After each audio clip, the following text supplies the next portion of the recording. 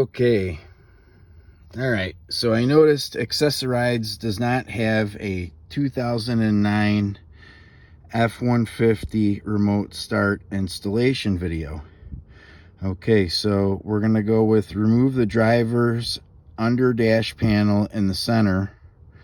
There are 3 7mm screws along the bottom clips that you can remove. Okay, so you remove those 3 from this panel right here.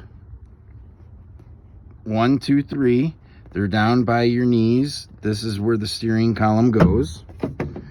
Okay, then you take this and you pry the top on both ends and it'll pop out, and then this will land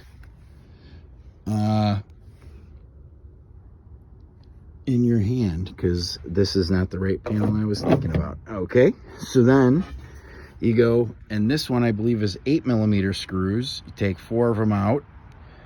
This is the retaining clip that'll hold that in, right? Okay, so then you go over here to your steering column, right? Which the top piece has clips that go into it. So this side will be the tilt, so you'll see that. This side will be the washing wipers, and then these marry together with male and female clips. Once again, you take the pry thing that they give you, and it's not too bad getting it off. You just kind of wiggle it. Don't go crazy on it, because you don't want to break these clips, right? Okay, and you see how that hooks in there?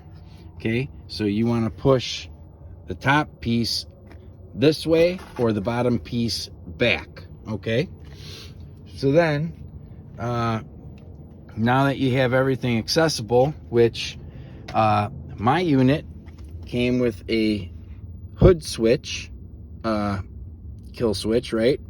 That would prevent it from starting if the hood was open. I don't have that. Okay, and now I only have the parking lights, which were in the instructions as a blue wire, right? Okay, blue wire, let's see.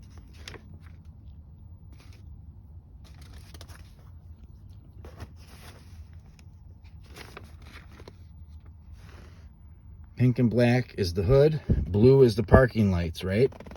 I don't have that. I have a white and silver marked wire with heat shrink on it, which I am not utilizing because they did not respond to me. Okay, so now we have OBD2 harness, right? OBD2. Okay, this is the female end of theirs, plugged in to the male end of mine. Yes, I broke one of those because my mechanic obviously over tightened it. But this is just a plug and play, male to female, and then you screw this in to the female. Okay, and then it goes right in there. It's not even, you don't clip it in, you just go right in, as you can see. Okay, then you go to ignition switch harness. Okay, this was hard for me to find just because I didn't see it behind the tilt, which will tilt it, and you'll see. Okay, this is the 10-pin ignition harness. Okay, and then here is your female, which goes into the factory male. Now, notice that the tracers on this are not going to be the same as the what do you call it, Accessorides. Okay, they're going to be similar. You got yellow, okay, you got purple and red, okay. I don't see a purple and red on there. It's more like pink and red, or pink and purple, okay. So just note that, okay. Then we'll get back to this. The immobilizer harness is right here, okay. You go right under the steering column, okay, right under on the passenger side of the right hand side of the steering column. Unplug it. This is factory. This goes to Accessorides. Accessorides goes into your truck port, okay. And now for the explanation of doing this thing, so basically what I did was I unplugged this because it was easier than unplugging this. And then the light went out, okay? So I plugged that in while I was holding the program button. Then while I plugged it in, I released it when it was on red. You have to release it, it says, when it's on red, okay? Then what you do is you take your key, stuff it in your ignition, turn it on accessory for 3 seconds. I just let the door open. It goes bing, bing, bing. And I'm like, okay, that's 3. Boom. Switch keys. Bing, bing, bing. Okay. Then you have to remember, I fucked this up the first time. You got to push the program button again, right? Then you'll feel your seat move and all that shit. And then mine didn't actually start. It says in the directions it's supposed to start and then stop. Mine did not do that. So what I did was I just hit lock 3 times and it started all by itself.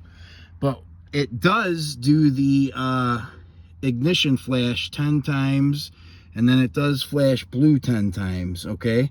See there, it says the vehicle ignition turn on, the vehicle ignition turn off. Mine did not do that. I'm not sure why, but I hope this helps somebody, because my hands are freezing, and I did not like doing this. I thought it was going to be more plug and play. I just could not find this one switch by the ignition harness, or not switch, but connector by the, harness. And now that it works, it's blinking. I'm not sure where I'm going to zip tie it to. And I will show you that it does work. Sorry, I've been drinking. 1, 2, 3. Takes a second. See, the seat moves.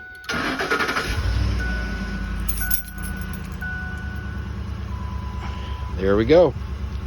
So I hope that helps, because this was